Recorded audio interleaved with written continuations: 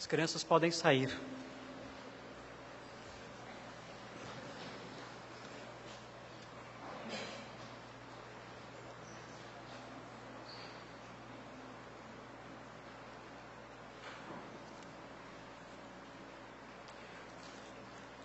O Nicolas leu o texto de 2 Coríntios 5:1. Esse é o texto que nós vamos estudar hoje. É só um versículo. Irmãos, há alguns anos atrás eu participei de uma série de conferências na Igreja Batista da Liberdade, em Araraquara, e eles pediram para eu falar sobre o inferno. E eu levei uma série de estudos àqueles irmãos daquela igreja sobre esse tema, sobre o inferno. E existe uma rádio evangélica chamada BBN. Essa rádio, ela pegou os estudos e pediu autorização para transmitir. Então, eu autorizei a transmissão desses estudos, pediu também para transmitir esses sermões do pastor Thomas, do pastor Pedro Freitas, do pastor Marcos Samuel, do Nicolas também, e nós autorizamos isso na época, e eles têm transmitido nessa rádio. A rádio se chama BBN. Mas eu não conheço a rádio muito bem, eu nunca consegui sintonizar, mas um tempo depois essa rádio entrou em contato comigo, pedindo para mim o seguinte, falando: pastor Marcos, nós temos transmitido seus estudos sobre o inferno, mas nós queríamos que você também nos trouxesse estudos sobre o céu, porque só sobre o inferno o nosso público vai ficar sentindo falta da outra parte, o que é de se compreender, né?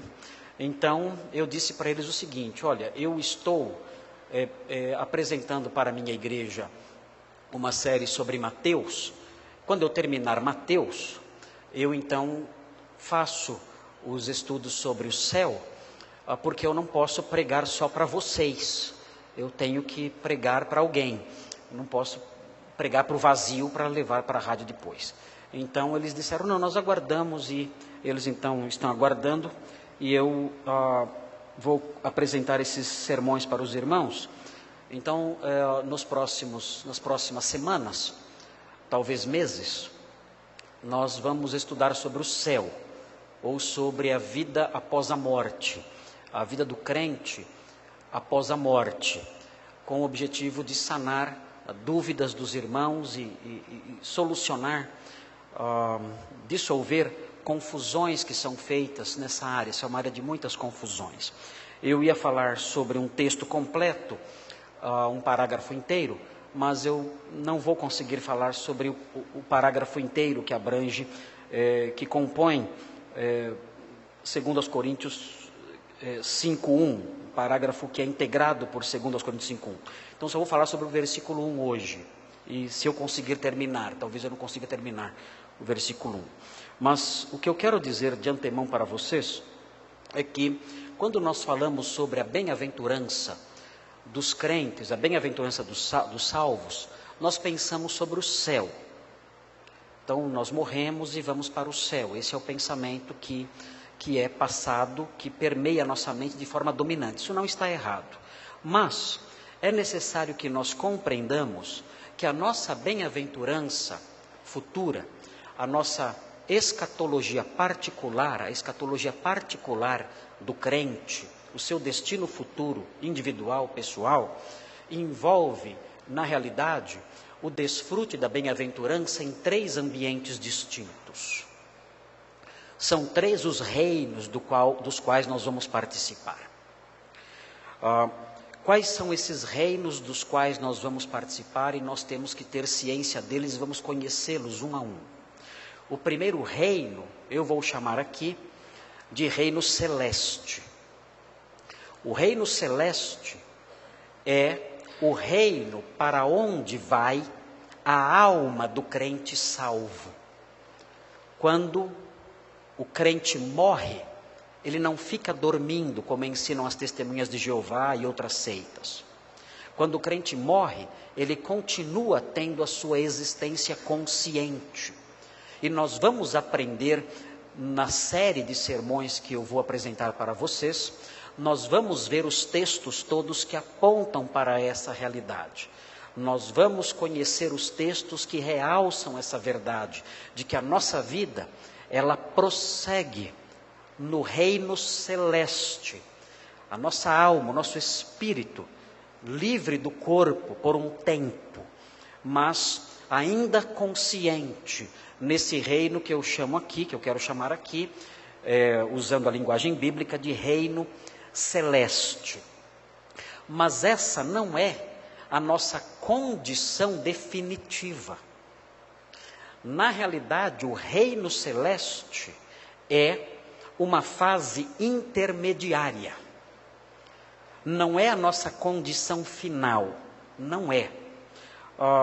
Na véspera de Natal de 2012, eu tenho anotado lá no livro que eu li desse autor que eu vou mencionar agora, eu terminei a leitura de um livro chamado Surpreendido pela Esperança. O autor desse livro se chama N.T. Wright, Nicholas Thomas Wright. N.T. Wright é bastante conhecido no meio teológico por ser um dos teólogos mais respeitados no campo de Novo Testamento. Ele é bispo anglicano de Durham, na Inglaterra. Ele foi professor em Cambridge e Oxford por 20 anos. É professor visitante da Harvard Divinity School, da Universidade Hebraica de Jerusalém e da Universidade Gregoriana de Roma. E é autor de mais de 20 livros. Então é muito respeitado como uma grande autoridade no Novo Testamento. Ele escreveu esse livro, Surprised by Hope, Surpreendido pela Esperança, que foi publicado pela editora Ultimato, aqui no Brasil. E nesse livro, N.T. Wright, ele faz uma crítica da concepção dominante no meio evangélico, no meio cristão, ligada à escatologia individual. O que ele diz? Ele fala o seguinte: olha, as nossas orações e os nossos hinos, quando falam do nosso estado eterno, se concentram sempre no reino celeste, sempre falando do céu, como se esse fosse o estado definitivo do cristão. Ele morre, vai para o céu e o corpo fica lá no cemitério, sabe-se lá por quanto tempo, e esqueça, esse é o destino final. E a nossa inódia aponta para isso, as nossas orações apontam para isso, os nossos cultos fúnebres apontam para isso, e não destacam outros aspectos da escatologia individual que são esquecidos e até desconhecidos. N.T. Wright, claro, muito da teologia dele não dá para a gente aceitar, eu mesmo discordo de vários pontos. Quem sou eu para discordar de N.T. Wright? Mas eu me dou a licença de discordar de N.T. Wright em vários pontos. Mas nesse ponto em particular, N.T. Wright está correto. Realmente nós damos muita ênfase à alma no céu, e não damos ênfase a outros aspectos da escatologia individual. E o outro aspecto da escatologia individual, que nós temos que dar mais ênfase, é no aspecto do corpo ressurreto. E o corpo ressurreto não é uma realidade que, pelo menos de forma predominante, vai ser desfrutada no céu. Por isso, nós vamos falar também de um outro reino, não só o reino celeste. Nós vamos falar também, na nossa série de mensagens, sobre o reino milenar. É um outro reino que é mencionado na Escritura. A Bíblia fala abundantemente desse reino milenar. Os irmãos aprenderão o que é o milenarismo. Os irmãos verão as bases do milenarismo. Há muitas discussões acerca disso. E se os irmãos quiserem estudar um pouquinho mais, pelo menos uma introdução ao milenarismo, os irmãos podem começar com um livrinho que eu escrevi alguns anos atrás, acho que uns 2 anos atrás. Eu escrevi um livrinho que tem aqui na livraria chamado Fundamentos da Teologia do Novo Testamento. E existe nesse livrinho, Fundamentos da Teologia do Novo Testamento, um capítulo intitulado Os Mistérios do Reino. E nesse capítulo os irmãos poderão ter algum contato com o ensino bíblico acerca do reino milenar. Muitos teólogos cristãos evangélicos não acreditam na realidade desse reino, do reino milenar. Eles entendem que o reino milenar é uma alegoria, que nunca vai se cumprir. Eu, assim como muitos teólogos de hoje, e a vasta, a totalidade dos pais da igreja, até pelo menos o quarto século, criam no reino milenar, do qual nós vamos desfrutar, nós os crentes, nos nossos corpos ressurretos. E um terceiro reino que vamos conhecer, falamos do reino celeste, falaremos do reino milenar, e um terceiro reino que vamos conhecer, não só teoricamente, nós vamos entrar nele um dia, é o reino eterno. A Bíblia diz que no final do final, no fim do fim, o Senhor criará um novo céu e uma nova terra. E nós reinaremos com Ele para sempre, nesse novo céu e nessa nova terra. É o reino eterno. O reino celeste terá um fim, o reino milenar terá um fim, e então entraremos no reino eterno, o reino que não tem fim, o reino que Santo Agostinho chamou de o fim sem fim. Esse é o reino eterno, e vamos falar dele. Esse reino eterno é o mais empolgante, é o que eu acho mais lindo. Eu não consigo ler sobre o reino eterno. Quando eu leio sobre o reino eterno, eu fico emocionado, eu choro, quando eu tenho saudades, como se eu já estivesse lá. Eu tenho saudades, vontade de chegar logo ao reino eterno. Eu, por mim, até dispensaria o milênio, não tem problema para mim. Eu não posso dispensar porque está na Bíblia, mas eu até dispensaria o milênio, porque o reino eterno é simplesmente extraordinário. Então, é muito empolgante falar sobre esse reino, e nós vamos estudar isso, se o Senhor permitir. E como eu estive bem perto dessas realidades há pouco tempo atrás, quase fui para o reino celeste há alguns meses, então esses assuntos vão se revestir de uma qualidade, de uma importância e de um interesse ainda maior, e de um significado ainda maior para mim. Por que temos que falar sobre isso? Não é só porque a Rádio BBN está interessada em transmitir sobre isso, e porque é o interesse do povo de Deus em geral, mas porque há muita confusão hoje em dia sobre isso. Muitos crentes estão crendo em superstições, e eu já disse uma vez e repito aqui, se existe um lugar onde você escuta tolices teológicas é no velório. Vá no velório de alguém e lá você ouvirá as maiores tolices teológicas de todos os tempos. Você vai escutar lá. Tudo de absurdo você vai escutar lá. Tudo. E essas coisas são ditas, inclusive por pastores e por crentes, porque não conhecem o ensino bíblico acerca dessas coisas. Por isso eu quero caminhar com os irmãos cuidadosamente, olhando meticulosamente para os versículos bíblicos, para que nós formemos um pensamento sólido, para que nós formemos um pensamento extremamente bem embasado, e não nos deixemos levar pelas superstições, pelas ideias, pelas invenções dos homens. E quando eu falo invenções dos homens, eu tenho em mente em especial um livro que saiu nos Estados Unidos em 1999, chamado What's Heaven? What's Heaven? O que é o céu? Esse livro foi escrito por uma senhora chamada Maria Shriver. É Maria mesmo, não é Mary. É Maria Shriver. Maria Shriver, ela é sobrinha de John Kennedy, do presidente que foi assassinado, John Kennedy. E ela escreveu esse livro para crianças. O que é o céu? É a história de uma menininha que chega em casa e encontra a mamãe chorando. E a mamãe está chorando porque a vovó morreu. E foi para o céu. Então a menina pergunta, o que é o céu? Aí o nome do livro. Aí a mamãe explica o que é o céu. E aí você entra então num festival de absurdos. Essa Maria Shriver, ela ensina as crianças sobre a salvação em termos tão perigosos. Simplesmente destrói qualquer esperança de salvação para uma criança, ensinando aquilo lá. Porque ela ensina a salvação pelas boas obras. Acredite em si mesma, você tem que acreditar em si mesma. E aí então você vai para o céu se você for uma pessoa boa durante toda a sua vida. Maria Shriver, ela é casada com Arnold Schwarzenegger. E ela é a exterminadora do futuro das crianças. E eu vou ler um pedacinho do livro que ela escreveu, para vocês terem uma ideia do que ela escreveu, dos absurdos que ela escreveu aqui. E esse livro é um best-seller nos Estados Unidos. Foi vendido aos milhões. E o texto, um trecho, diz assim: a mamãe falando para a filhinha sobre a vovó e sobre o céu. Ele diz o seguinte: o céu é um lugar lindo, onde você pode se sentar sobre as nuvens macias e conversar com todas as pessoas que estão ali. À noite você pode se sentar ao lado das estrelas mais brilhantes de todo o universo.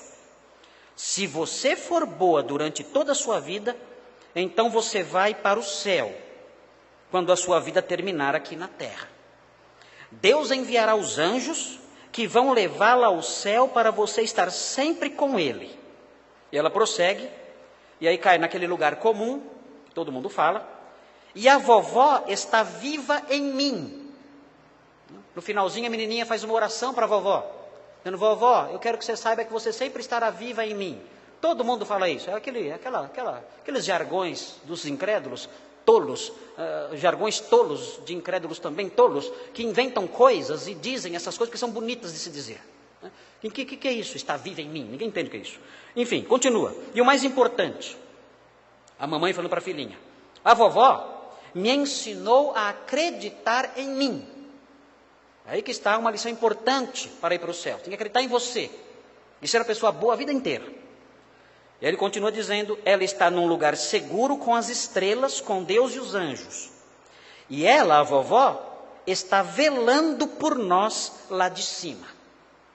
Então a vovó, na escala de divindade de 1 a 10, a vovó é 3. Ela é um deusinho que está olhando pelos seus queridos lá de cima, cuidando deles. É um deusinho que está socorrendo, ajudando, enfim, acompanhando as pessoas. Tudo isso nós ouvimos nos velórios por aí afora. E o livro continua falando que os animais também vão para lá. Então o cachorrinho vai para lá, gato vai para lá, enfim, tudo está lá. E não fala nada sobre a salvação pela fé em Jesus, nada. Não fala sobre pecado, não fala sobre perdição eterna, nada.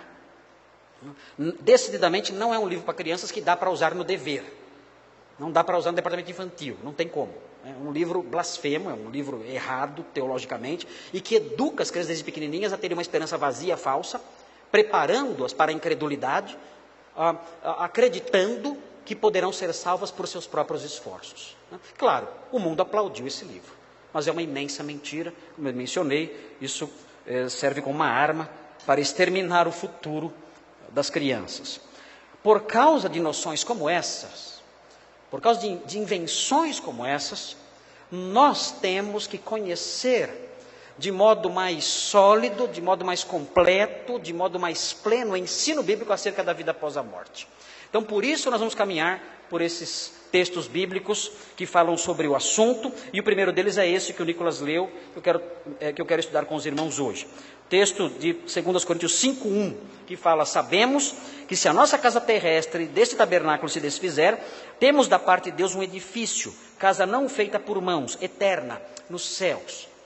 Muito bem, para que nós nos sintonizemos, os irmãos têm que estar em sintonia comigo, é importante que os irmãos entendam, de antemão, desde agora, os irmãos verão isso com mais clareza depois, mas é preciso que os irmãos entendam já, desde já, que quando o texto fala sobre a nossa casa terrestre, não está falando da nossa casa aqui, não é a sua casa onde você mora. A casa terrestre aqui não é a casa onde você mora, o seu apartamento, a sua residência, não é disso. Quando o texto fala da casa terrestre, está falando do seu corpo, o seu corpo físico. A casa terrestre aqui é o seu corpo físico. É disso que o texto fala, e nós veremos isso com mais clareza na sequência. O texto prossegue dizendo: deste tabernáculo se desfizer, temos da parte de Deus um edifício, casa não feita por mãos, eterna. Essa segunda casa, que o texto menciona aqui, não é a mansão celeste, onde você vai morar. Não é. Jesus falou: na casa de meu pai há muitas moradas. Não é disso que o texto está falando. Ainda que na casa do pai existam muitas moradas, muitos quartos, muitos alojamentos na casa do pai, não é disso que o texto está falando. Quando o texto está falando sobre o fato de Deus termos da parte de Deus um edifício, uma casa não feita por mãos, esse texto está falando sobre o seu corpo futuro, o seu corpo ressurreto. Entenderam isso? A casa terrestre é o corpo que você tem agora. Você pode não gostar muito dele. Você pode olhar e falar assim, poxa, isso aqui é sei lá,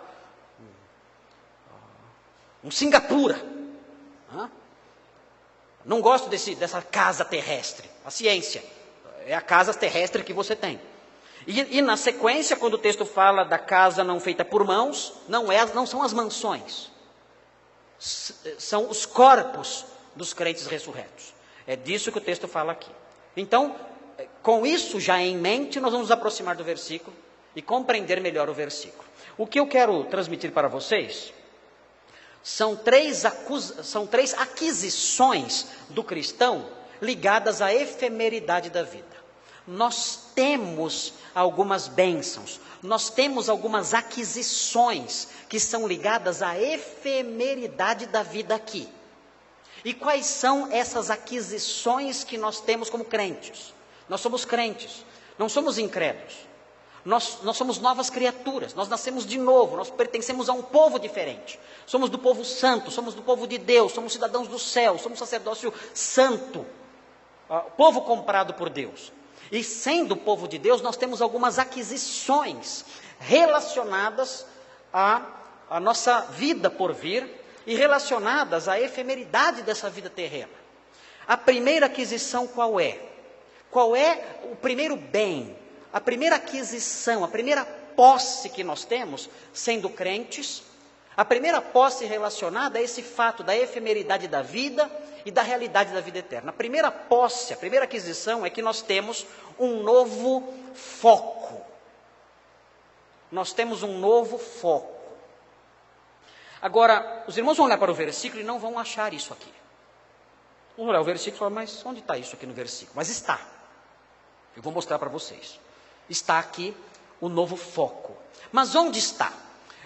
Esse novo foco está numa palavra que muitas Bíblias não traduziram. E talvez você não ache a palavra aí.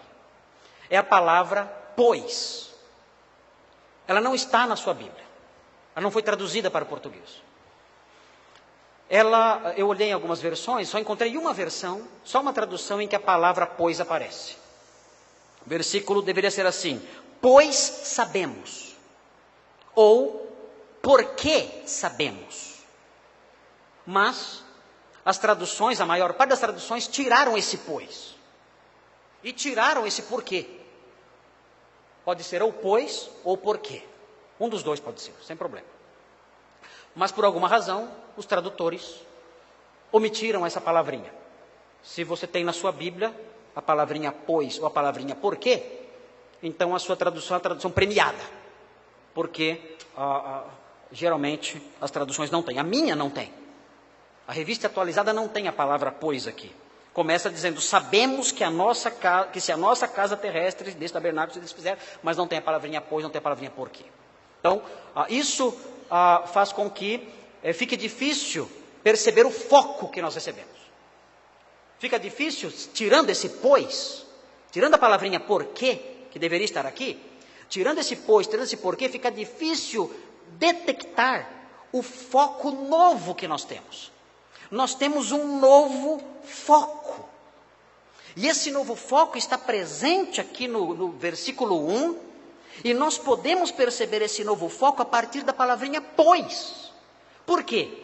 Porque a palavrinha pois faz com que o versículo 5 seja um componente do versículo 4:18. Sem a palavrinha pois, o versículo 5 não tem conexão com o versículo 4:18. Com a palavrinha pois, estabelece-se uma conexão. Vocês estão me acompanhando? Está muito confuso? Não? O pois então é uma conexão. Tirou a conexão, o versículo fica solto. Ele não tem mais relação com o versículo anterior. Mas notem então o versículo anterior, o 4:18, para ver um foco. Vejam qual é o foco. Vejam, o texto diz assim: não atentando nós nas coisas que se veem. Nós, os crentes, não olhamos para as coisas que se veem, mas nas que se não veem. Porque as que se veem são temporais, e as que se não veem são eternas. Aí, depois que ele diz isso, ele fala assim: por isso, ou portanto, Ou seja, faz alguma conexãozinha com a palavrinha gar. Gar pode significar pois ou portanto, que não aparece, que não é traduzido aqui. E ele então dá uma ilustração disso. Ele fala, olha, vocês querem ver como nós não nos focamos nas coisas que se veem? Nós nos focalizamos nas coisas que se não veem. Então ele ilustra. Ele diz, olha um exemplo. Nós sabemos que se a nossa casa terrestre desse tabernáculo se desfizer, são as coisas que se veem. Nós vemos a nossa casa terrestre. Ele fala, nós sabemos que ela vai se desfazer. Mas nós não estamos focalizados na nossa casa terrestre. Como o versículo 4:18 diz, nós não estamos ligados nas coisas que se veem. Uma das coisas que se veem é a nossa casa terrestre, nosso corpo. Mas nós não estamos focalizados nela. Nós estamos focalizados nas coisas que se não veem. E quais são as coisas que se não veem? Ele dá um exemplo no versículo 5:1. Temos da parte de Deus um edifício, uma casa não feita por mãos, eterna, nos céus. Isso eu não vejo. Isso eu não vejo. Mas é isso que importa para mim. Eu tenho um novo foco.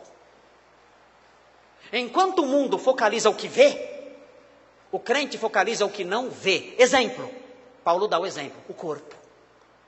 Pergunta. O mundo realmente focaliza o corpo?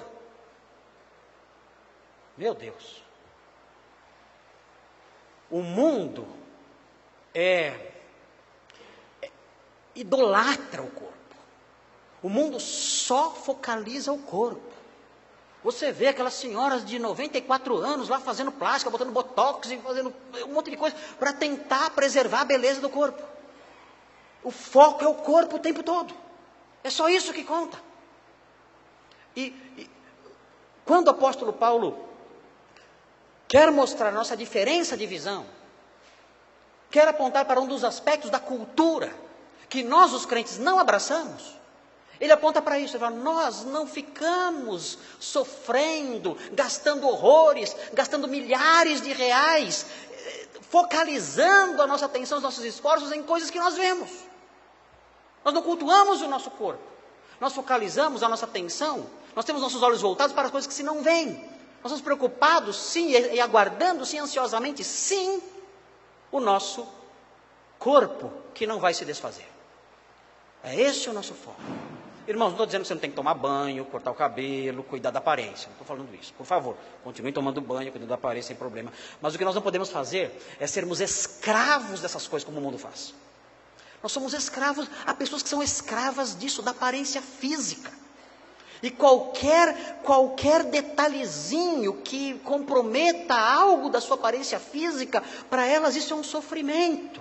Elas gastam horrores com roupas, com maquiagens, com cirurgias, com academias, inúmeras coisas, focalizando naquilo que se vê. Quando o nosso foco deve ser naquilo que se não vê. Nós, os crentes, temos um novo foco. Essas coisas trazem problemas terríveis. Eu vou falar para os jovens agora. Eu já fui jovem também, e sei como é isso. Vou abrir um parênteses acerca disso. Essa visão da importância suprema do corpo físico faz com que muitos jovens deixem de valorizar o outro a partir do caráter do outro, a partir da maturidade do outro, a partir das virtudes do outro. E o jovem só considera a aparência física do outro. É a cultura hollywoodiana, é a cultura da novela. Os jovens não valorizam, o moço não valoriza uma moça pelo seu caráter, pela sua integridade, pela sua postura, pela sua decência, pela sua fé, não. Ele valoriza e se interessa pela moça por causa da sua aparência. E a moça, do mesmo jeito, ela não olha para a maturidade do moço, a responsabilidade, a seriedade, a espiritualidade, a maturidade espiritual do moço. Ela não olha para isso. Ela olha para a aparência. Ela viu na minissérie o herói. O herói não era crente, mas era bonito. O herói não tinha 1,60 m. Não tinha 89 quilos. 1,40 m, careca. Não era assim. O herói tinha 1,90 m. Forte. Bonito. Esse é o padrão. Esse é o padrão. Então esse culto do corpo, daquilo que se não vê, acaba comprometendo o futuro dos nossos jovens. Os nossos jovens perdem um referencial correto.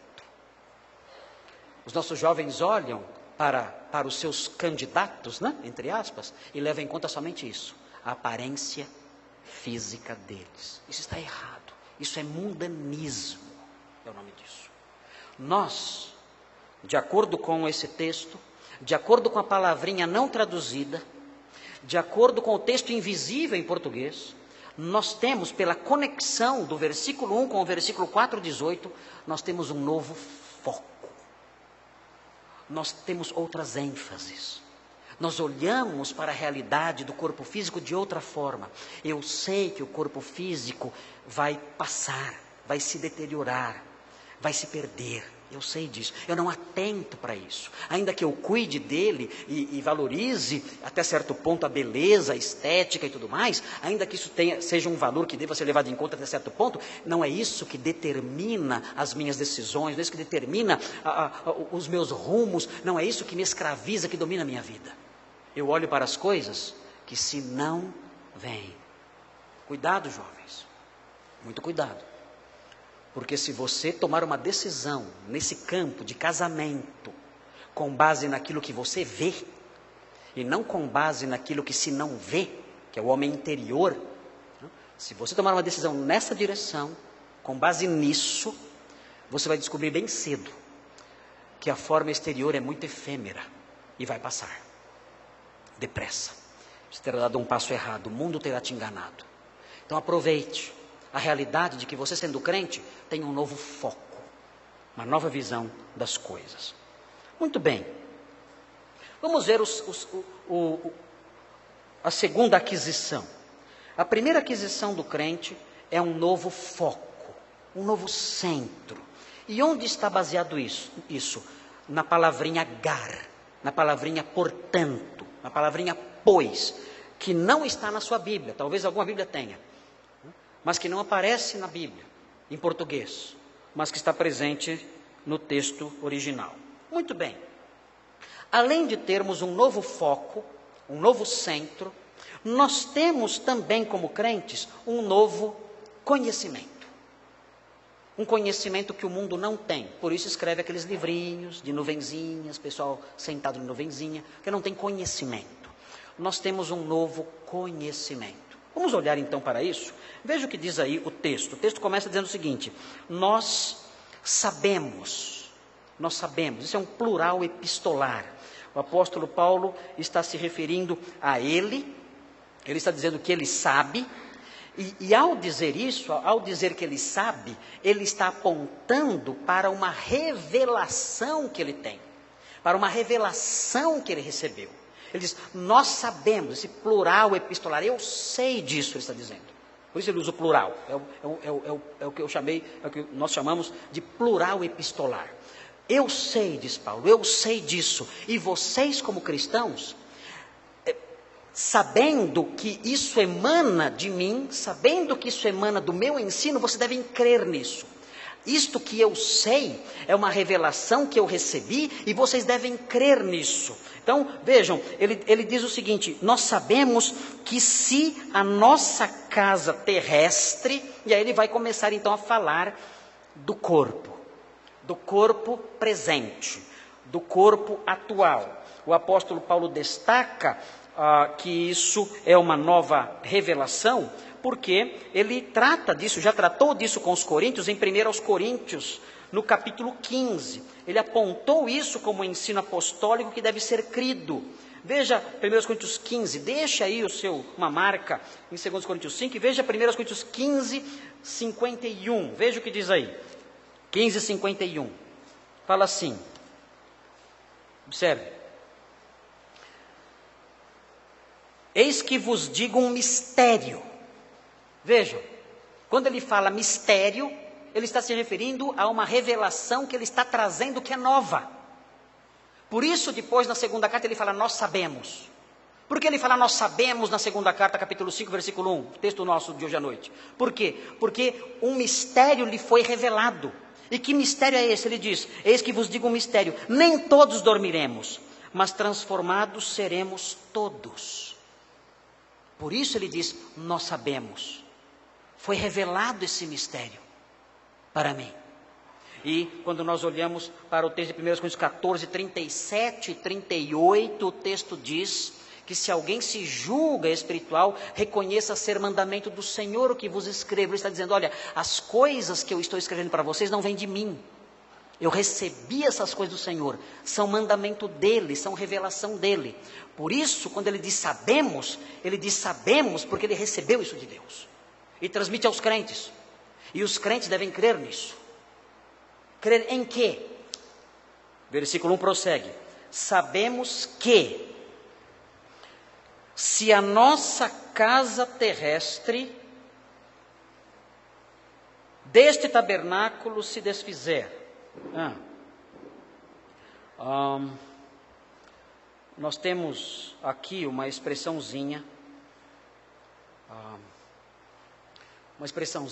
interessante. Logo na primeira linha, o texto diz, sabemos que se a nossa casa terrestre se desfizer. Existe um grau de dúvida aqui. Mas como pode ser isso? Alguém tem dúvida de que vai morrer? Paulo tinha. Esse se não é por acaso. Tem uma função aqui. Paulo tinha dúvida se ia morrer. Mas como? Ele poderia ter dúvida se ele iria morrer. Se os irmãos olharem o capítulo 4 anterior, os irmãos verão no versículo 10, logo aí na mesma página, os irmãos verão o que ele escreve. Ele fala assim, levando sempre no corpo o morrer de Jesus, para que também a sua vida se manifeste em nosso corpo. Está dizendo, olha, eu estou sendo exposto à morte o tempo todo. Diz no versículo 11, porque nós que vivemos somos sempre entregues à morte, por causa de Jesus. Vivia enfrentando a morte, o apóstolo Paulo, o tempo todo. Ele era um verdadeiro Indiana Jones apostólico. Vivia enfrentando perigos e ameaças de morte pesadas. E ele narra isso aqui. Ele diz no versículo 14, sabendo que aquele que ressuscitou Jesus, o Senhor, também nos ressuscitará com Jesus e nos apresentará convosco. Ele fala aqui da grande possibilidade da morte vindo sobre ele. Ele diz no versículo 16, por isso não desanimamos, pelo contrário, mesmo que o nosso homem exterior se corrompa, o homem exterior é o corpo físico, mesmo que ele se deteriore, ele sabia da possibilidade de morrer. Por que então ele diz, sabemos que se a nossa casa terrestre deste tabernáculo se desfizer? Porque ele põe dúvida sobre isso. Muito simples, o apóstolo Paulo esperava que Jesus voltasse antes dele morrer. Era a parousia que nós chamamos. O apóstolo Paulo tinha uma forte esperança de que ele não conheceria a morte, mesmo vivendo debaixo de ameaças terríveis. Ele ainda assim acreditava que o Senhor poderia voltar a qualquer instante e ele não morreria. É interessante o ensino dele aqui, porque eu aprendi algo com o que o apóstolo Paulo ensinou. Eu não vou mais falar, olha, quando eu morrer, eu não vou mais falar assim agora, daqui para frente. Eu não falo mais assim. Eu não falo mais, olha, quando eu morrer. Não. Agora eu falo diferente. Eu falo, olha, se eu morrer, para desespero das minhas filhas, que estão de olho na minha herança faz tempo. Hã? Sempre falam para mim, pai, quando você morrer, você deixa a casa para mim? É? A Helena sempre pede a casa para ela. Não esqueçam. Agora eu vou falar sempre, quando eu morrer, não. Se eu morrer. Era assim que o apóstolo Paulo falava. Olha, se a minha casa se deteriorar, se isso acontecer, por que esse se?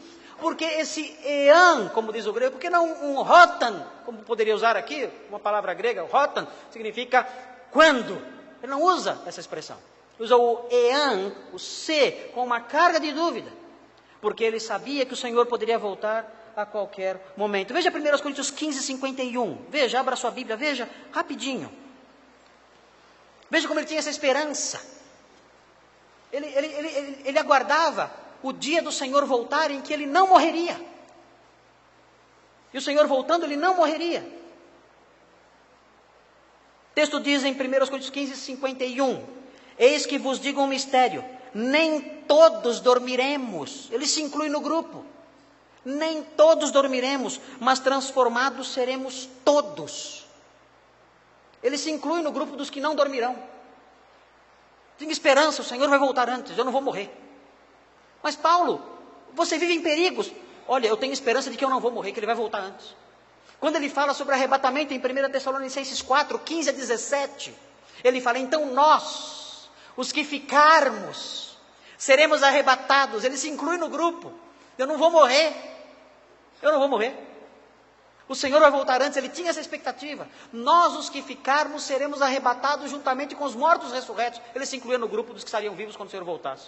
Por isso, ele coloca aqui essa expectativa. Ele pronuncia a palavrinha se. Sabemos que se eu morrer, não quando eu morrer. Ele tinha essa esperança. Isso é importante. Os irmãos têm que ter em mente, no seu modo de pensar, como uma realidade mais próxima de vocês, a vinda do Senhor do que a própria morte. Os irmãos devem ter isso como uma realidade mais certa do que a própria morte. Não digam mais, quando eu morrer. Digam, se eu morrer. Se eu morrer, então... Essa é a linguagem certa que Paulo nos ensina aqui. E aí ele prossegue. Sabemos que se, e aí já existe um conhecimento novo. Esse se é um se didático. É um se que mostra, eu posso não morrer.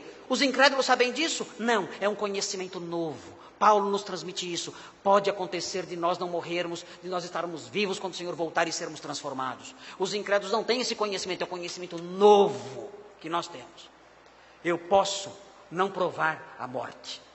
Eu posso não ser ceifado pela morte. A parousia, a volta do Senhor pode ocorrer e eu nunca conhecer a morte. E amém para isso. Amém? Amém. Pode ser pentecostal agora. Amém. Nós temos esperança. Temos essa esperança. Alguém já falou até aleluia aí, né? Aleluia. Aleluia. Louvado seja Deus por isso. Porque temos essa esperança. Glória a Deus. Amém. Não se animem muito, não. O texto prossegue. O apóstolo Paulo diz o seguinte: se a nossa casa terrestre, e aí ele vai falar do corpo agora. O nosso corpo é terrestre. E o que significa o nosso corpo ser terrestre? Significa que o nosso corpo tem conexões com esta terra. É um corpo desta criação. É um corpo desta realidade. É um corpo que tem laços com esta realidade terrena. O nosso outro corpo, como veremos, não será um corpo terrestre. Ele poderá até caminhar sobre esta terra, mas não será um corpo terrestre. O outro corpo não terá conexões terrenas como nós temos. Hoje eu tenho conexões terrenas. Neste corpo, nas minhas conexões terrenas, eu sou esposo da Simone. Na ressurreição, as pessoas não se casam nem se dão em casamento, Simone. Lamento muito por você. não teremos as conexões terrenas no corpo ressurreto. Estarei conectado a Simone por laços muito mais intensos do que o casamento, mas eu não serei mais esposo dela, nem ela minha mulher. O nosso corpo terreno está conectado à realidade terrena, à criação terrena, e por isso ele é chamado assim, de uma casa terrestre. Agora notem com atenção o que vem a seguir, porque o que vem a seguir é uma cláusula que nós costumamos chamar de uma cláusula, prestem atenção nisso, eu quero familiarizar os irmãos com algumas coisas. Eu quero que os irmãos sejam doutores, mestres. Então, por isso eu vou usar essas palavras que eu vou usar agora, para familiarizar os irmãos. Depois, no futuro, não vou precisar mais falar, explicar, porque os irmãos já vão saber. Né? Essa aqui é uma cláusula, quando o texto fala, a nossa casa terrestre deste tabernáculo, essa expressão deste tabernáculo é uma expressão epesegética. O que é isso? O que é uma expressão, uma cláusula, ou aqui no caso é um genitivo, mas aí para explicar vai demorar mais. Um genitivo epesegético. Uma cláusula ou um genitivo epesegético é uma cláusula ou é um genitivo explicativo. Ok? Deixa eu dar um exemplo para vocês. No céu nós vamos receber a coroa da justiça. O que significa isso? Nós temos aí um genitivo epesegético. Justiça explica o que é a coroa. Nós vamos ter a coroa que é a justiça. Entenderam isso? Não é que você vai ter uma coroinha lá escrito justiça, não é isso. Ninguém vai ter lá uma coroinha escrito justiça andando no céu com essa coroinha ridícula na cabeça. Não é isso. Significa que no céu nós vamos receber uma coroa. Que coroa é essa? Essa coroa é a justiça. É isso. Vamos receber a coroa da glória.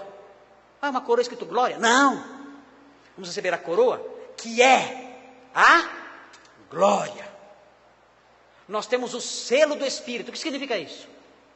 Que quando a gente se converte, Deus coloca um selinho no nosso coração ali, gruda lá? É isso? Não! Nós temos o selo que é o Espírito. Isso é um genitivo epesegético. Quando fala o selo do Espírito, é o selo que é o Espírito. Vejam, por exemplo, aqui no versículo 5, se não me engano, nós vamos chegar lá hoje, não vai dar, evidentemente.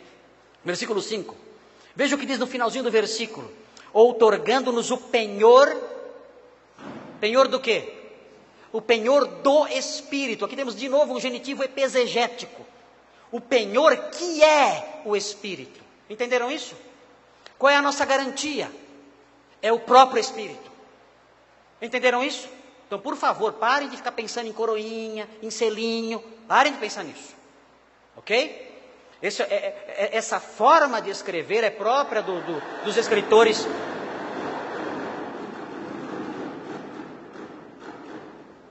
Ok. É própria dos escritores do Novo Testamento. E o objetivo é explicar. O que é o penhor? É o Espírito. O que é a coroa? É a justiça. O que é a outra coroa? É a glória. E agora aqui nós temos isso. Nós temos, o texto diz aqui, nós temos uma casa terrestre. E essa casa terrestre é o quê? É a casa do tabernáculo. É a casa que é um tabernáculo. Sabe o que significa? Que a nossa casa, nosso corpo aqui, é uma tenda. E a questão é a seguinte: quem são as pessoas que usam tendas? São os nômades. As pessoas que estão num lugar apenas de passagem. Esta nossa casa é uma tenda. Não se apegue muito a ela. Não plante muitos jardins. Não enfeite muito, não se preocupe com muitos enfeites, com decorações, com o design do interior da casa. Não gaste muito dinheiro com isso. Mantenha a tenda limpinha, arrumadinha, sem problemas. Mas não faça grandes investimentos nela, porque ela é uma tenda passageira. Esse é o conceito de Paulo do nosso corpo. Esse é o novo conhecimento. Ele diz, nós sabemos que se esse corpo, que é só uma tenda temporária, esse é o conceito que temos que ter do nosso corpo, é uma tenda temporária. É isso que Paulo quer dizer. Paulo fazia tendas, Paulo era um fazedor de tendas. Ele sabia que as tendas eram temporárias. Ele sabia que as tendas eram provisórias, passageiras. Ele sabia disso. É isso que ele pensa quando ele fala nosso corpo. Olha, nosso corpo é isso, é uma tenda temporária. E ele fala, ainda que o nosso tabernáculo, a nossa casa, que é um tabernáculo, se desfaça. O que significa?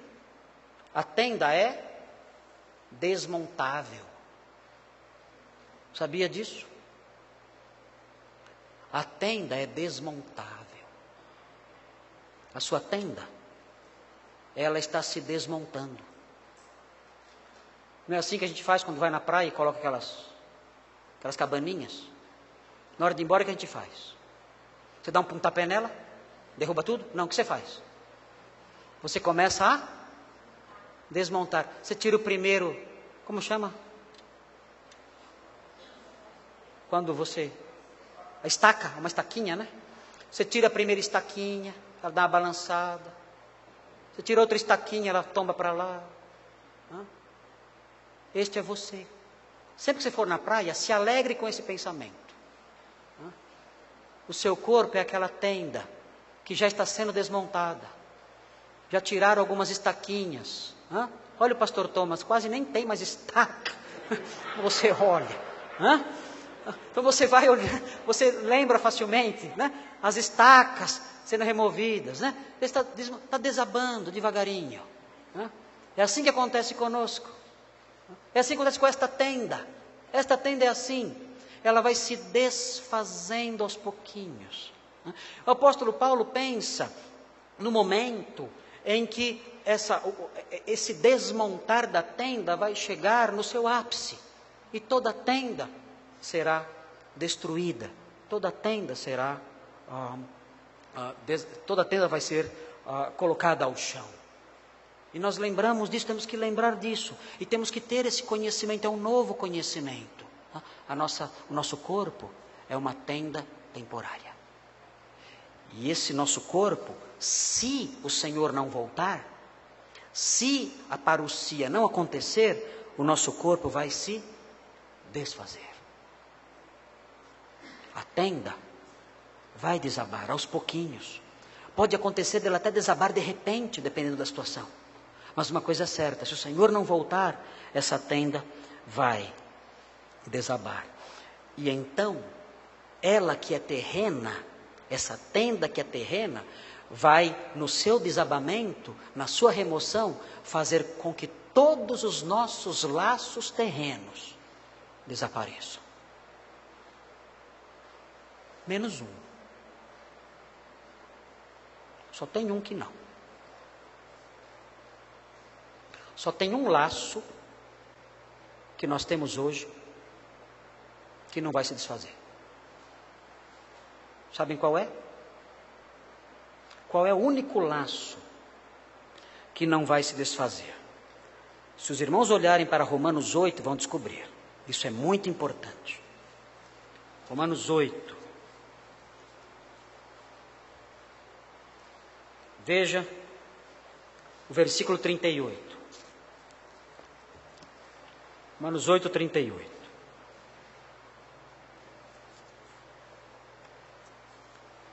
Veja o que diz. Vejam qual é o laço que não vai se desfazer.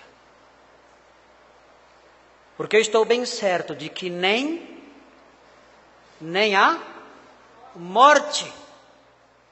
Estou bem certo de que nem a morte, nem a vida, nem os anjos, e ele prossegue enumerando várias coisas.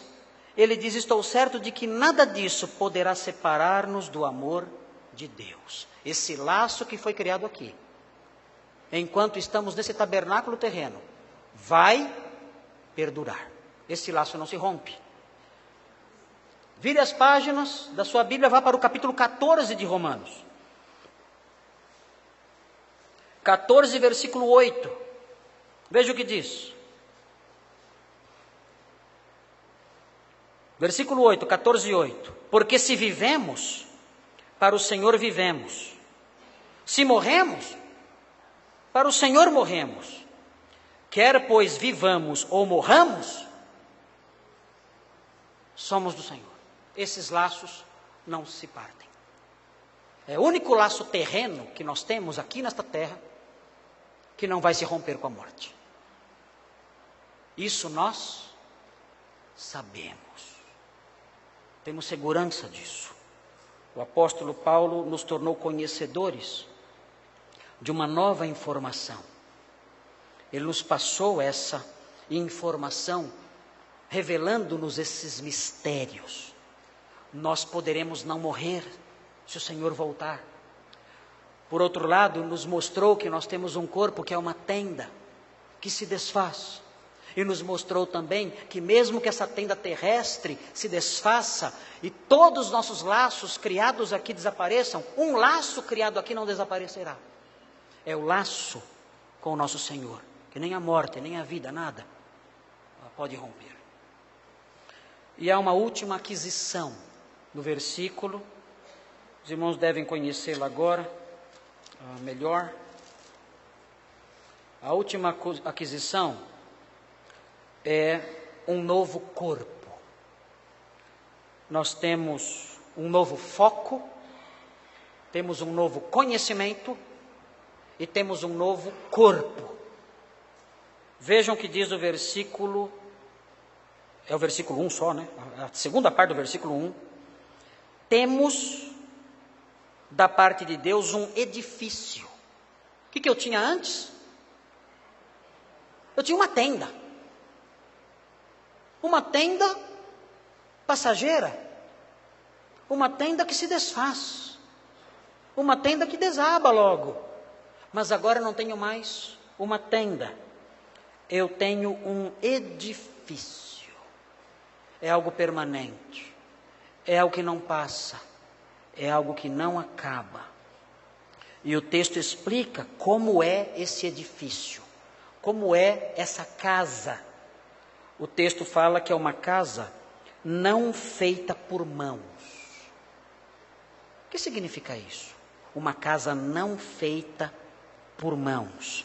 Se os irmãos quiserem aprender o que é uma casa ou o que é algo não feito por mãos, os irmãos têm que ler a explicação disso em Hebreus 9:11.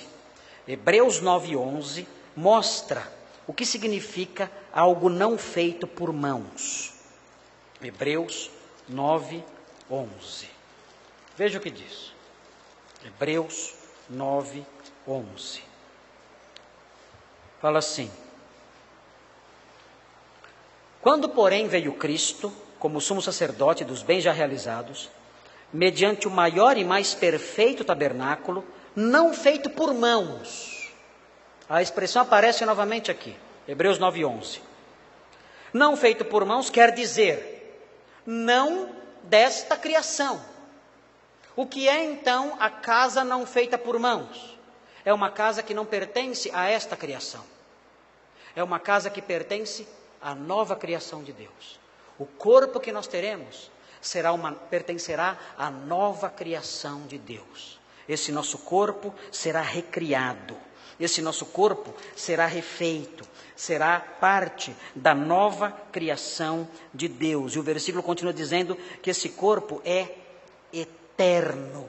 Ou seja, ele não se desfaz, ele não se deteriora. Se a casa terrestre é uma tenda que desaba, o edifício celeste é um edifício que não se deteriora, não se desfaz. E ele termina dizendo que esse edifício, essa casa não feita por mãos e eterna, ela é uma casa nos céus. O que significa?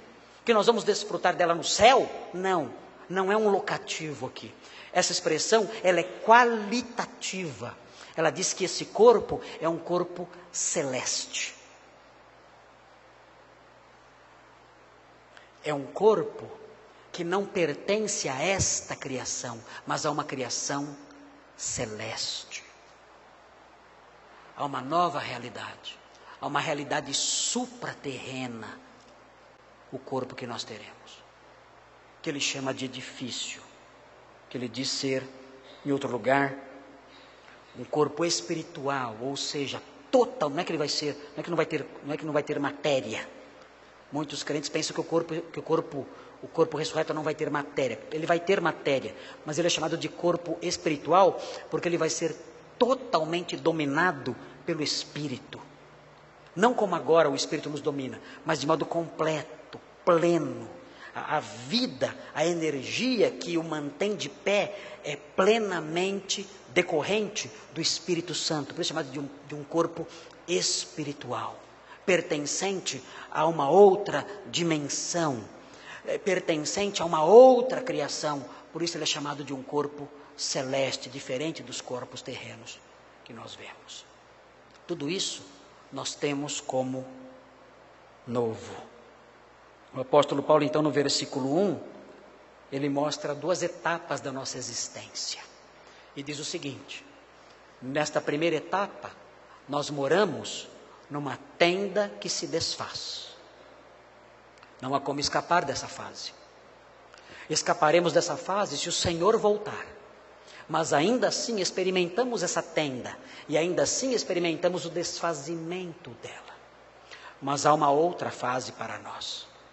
Há uma fase em que vamos deixar a tenda, uma fase em que habitaremos num edifício não desta criação, num edifício perene, num edifício de natureza celeste. Quando isso vai acontecer? Isso não vai acontecer quando nós morrermos, se morrermos. Quando nós morrermos, nossa alma vai para o céu, não teremos um corpo ressurreto no céu. Iremos para o reino celeste. Quando então isto que está sendo descrito aqui vai acontecer? Isto vai acontecer quando o Senhor voltar. Quando o Senhor voltar, Ele vai nos ressuscitar e vai nos dar do seu edifício. Vai nos dar um edifício para morar, um corpo ressurreto, eterno, celeste, onde habitaremos na sua santa cidade. E é isso que nós aguardamos para o futuro. Não pensamos passar a eternidade sentados em nuvenzinhas. Não pensamos passar a eternidade ao lado de estrelinhas, tocando harpinhas. Não. Nós temos uma concepção decorrente da revelação apostólica.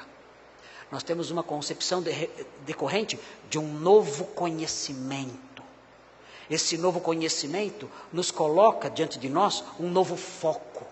Nós focalizamos as coisas que nós não vemos. E entre essas coisas está esse nosso corpo ressurreto, do qual um dia desfrutaremos.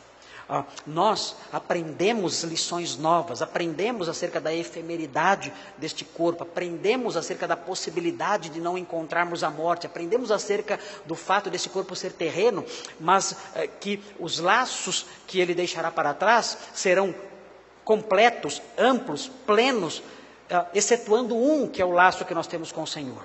Tudo isso nós aprendemos, é um conhecimento novo que temos.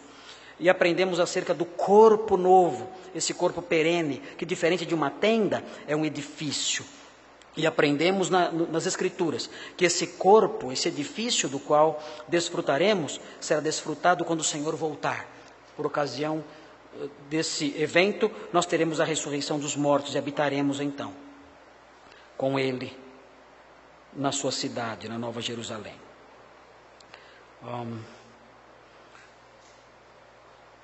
Eu vou terminar compartilhando com os irmãos uma poesia que foi escrita no século XII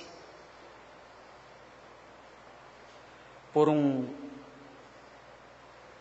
monge beneditino chamado Bernardo de Cluny. Cluny era um mosteiro na França. Praticamente se tornou uma nova ordem dentro da ordem maior dos beneditinos. E Bernardo de Cluny viveu no ano 1100 até o ano 1150, ele morreu com 50 anos de idade só. E ele escreveu uma poesia chamada Jerusalém Dourada. Jerusalém Dourada. Eu li essa poesia recentemente num livro de Alistair McGrath, que é um teólogo inglês, muito produtivo, ele escreve muito. Então, eu lendo sobre o céu, nesse livro de Alistair McGrath, eu aprendi, tive contato com essa poesia. E como eu li a visão de eternidade da exterminadora do futuro, das crianças, eu não quero que essa imagem fique na mente de vocês. De nuvenzinhas e essas outras invenções, e cachorrinhos brincando sobre as nuvens. Não, nada disso. Gostaria que os irmãos, ao refletir sobre essas realidades da vida eterna, saíssem da igreja hoje com uma visão mais sólida acerca do que nos aguarda quando nós recebermos esse edifício que é o corpo da ressurreição. Acerca do que nos aguarda e onde desfrutaremos e onde viveremos nesse edifício que é o corpo da ressurreição. Edifício que não passa, que não envelhece, que não morre. E esse lugar é a Jerusalém, é a Nova Jerusalém, é a Jerusalém Dourada, de Bernardo de Cluny. Eu vou ler a poesia para vocês, é muito linda, pelo menos eu gosto muito dessas coisas. Essas coisas me deixam muito empolgado quando eu leio sobre essas coisas. Eu não sou o exterminador do futuro, mas eu sou o homem do futuro, eu penso no futuro, muito nesse futuro aqui. Jerusalém Dourada.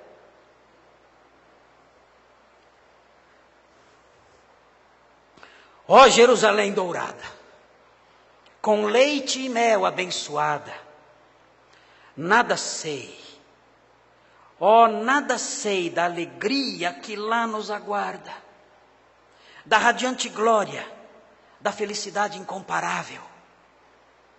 Levantai muros de Sião, e se alegrem com cânticos, resplandeçam com a multidão dos anjos, brilhem com a multidão dos mártires. O príncipe estará com eles para sempre. A luz do dia ali é resplandecente, e os pastos são verdejantes.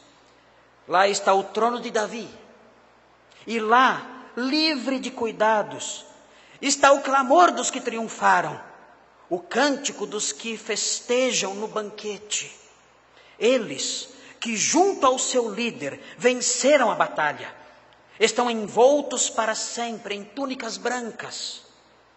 Ó doce e abençoada terra, habitação dos eleitos de Deus.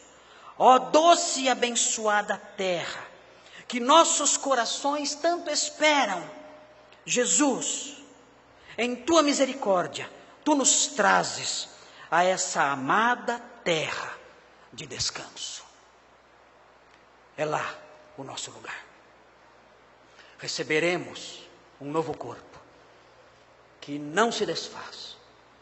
E entraremos então na Jerusalém Dourada. A Jerusalém da poesia de Bernardo. A Jerusalém de João no Apocalipse. A Jerusalém dos nossos sonhos, dos nossos hinos.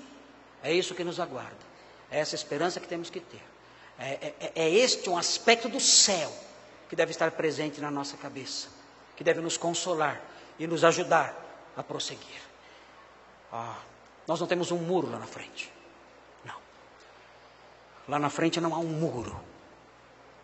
Lá na frente há uma cidade dourada.